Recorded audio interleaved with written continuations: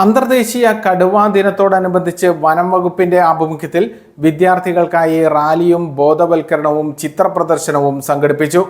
Nanmanda government higher secondary സ്കൂളിലെ forestry ക്ലബിന്റെ ആഭിമുഖ്യത്തിലാണ് പ്രദർശനവും റാലിയും സംഘടിപ്പിച്ചത്. അന്തർദേശീയ കടുവാ ദിനത്തോടനുബന്ധിച്ച് വനം വകുപ്പിന്റെ ആഭിമുഖ്യത്തിൽ വിദ്യാർത്ഥികൾക്കായി റാലിയും ബോധവൽക്കരണവും ചിത്രപ്രദർശനവും സംഘടിപ്പിച്ചു.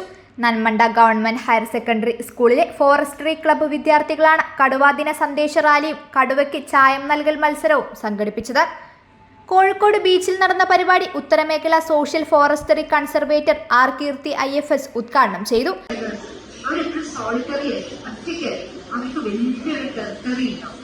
ആ ടെറിട്ടറിയിൽ മാത്രമാണ് അവരുടെ ഏരിയ.